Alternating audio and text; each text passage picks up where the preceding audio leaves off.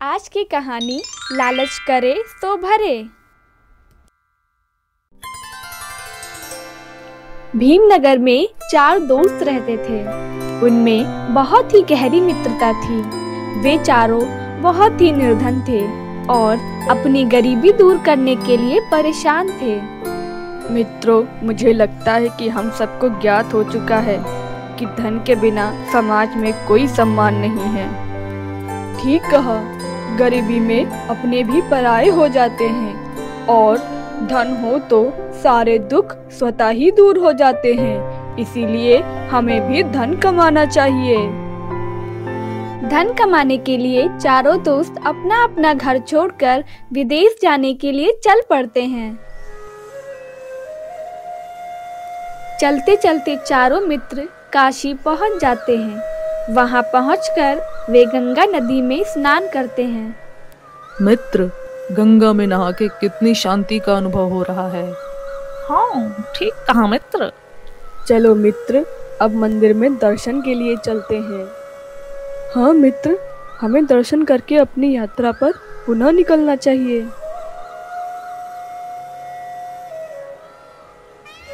दर्शन करने के बाद सभी मित्र जब यात्रा शुरू ही करते हैं, तभी उन्हें कुछ दूरी पर काशी के एक सिद्ध बाबा अलकनंद के दर्शन होते हैं। प्रणाम मुनिवर। आयुष्मान भव। आप सब कहाँ से आ रहे हैं और कहाँ और किस प्रयोजन से जाने की सोच रहे हैं? हम सब धन कमाने के लिए घर से निकले हैं। अब हम या तो धन कमा कर लौटेंगे या जान गंवा देंगे। हाँ, क्योंकि धनहीन जीवन से मौत ही भली है। हमें अपना आशीर्वाद दे मुनिवर। धनवान बनना तो भाग्य के अधीन है। मुनिवर, यह सच है कि भाग्य ही मनुष्य को धनी बनाता है, लेकिन साहसी और पुरुषार्थी व्यक्ति अवसर के अनुकूल लाभ उठाकर भाग्य को भी बदल देते हैं। वैसे आप सिद्ध पुरुष हैं, आप ही हमें कोई उपाय सुझाएं। कहा भी गया है कि श्रेष्ठ जन कार्य को पूरा करने में सहायक होते हैं। हमें मार्ग दिखाइए गुरुवर।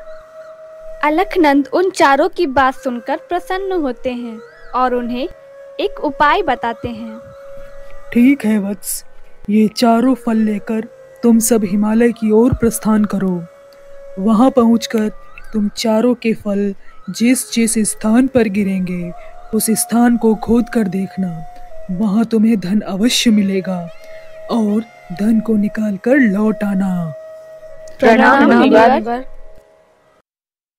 चारों मित्र साधु महाराज से आशीर्वाद लेकर हिमालय की ओर चल देते हैं। चलते चलते काफी दूर जाने के बाद उनमें से एक के हाथ से फल गिर गया।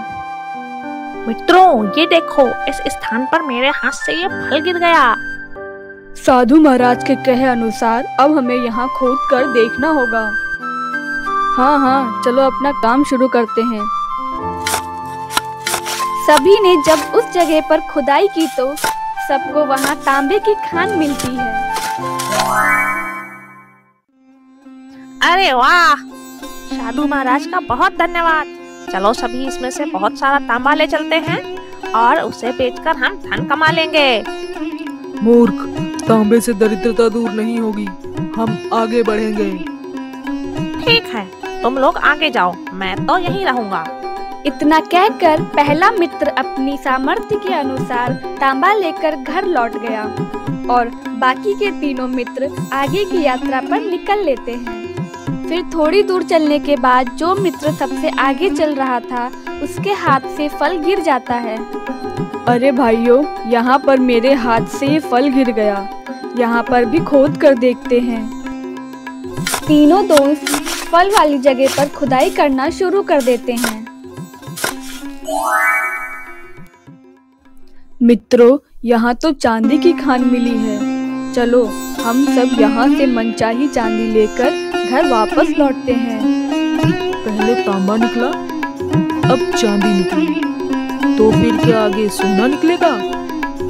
मूर्ख, हम और आगे जाएंगे। हो सकता है अब सोना निकले। हमें आगे चलना चाहिए।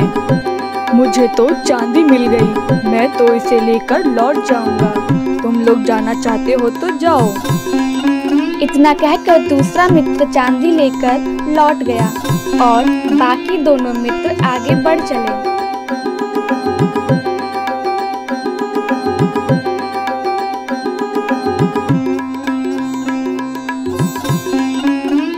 सुनो मित्र, मेरा फल यहाँ गिरा है, चलो जल्दी यहाँ खोद कर देखते हैं।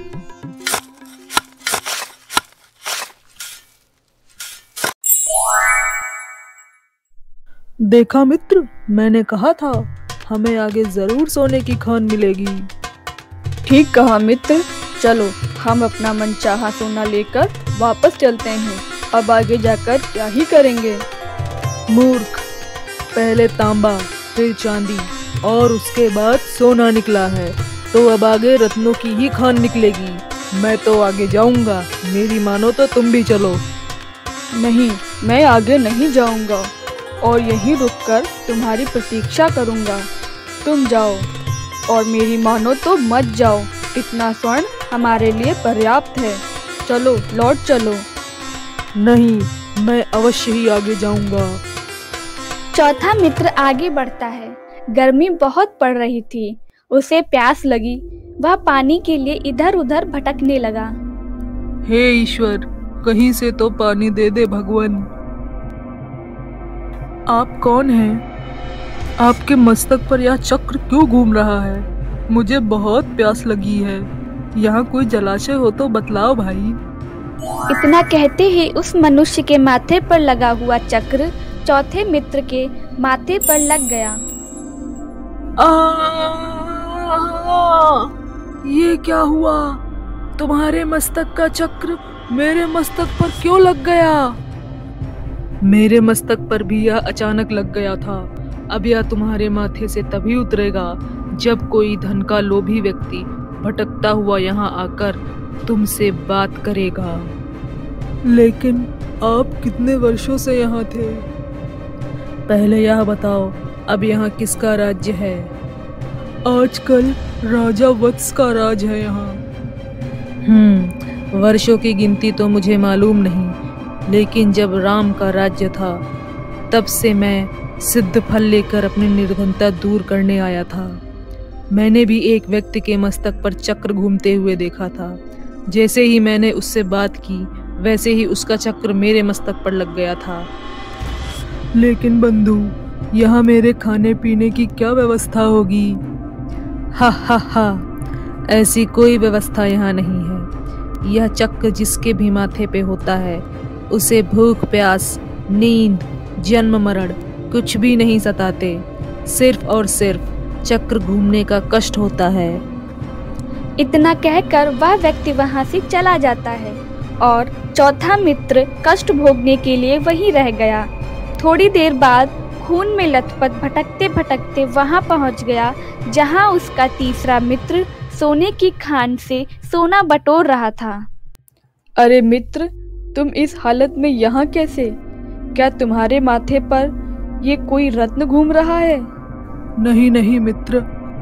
फिर वह सारी बात अपने मित्र को बताता है। तुम बहुत लोभी हो। मैंने तुम्हें आगे जाने से रोका था, पर तुमने मेरी बात नहीं मानी।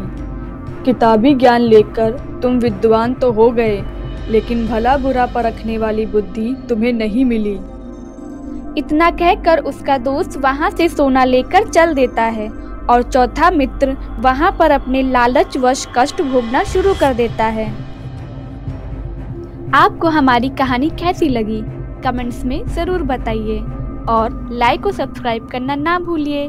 Thank you.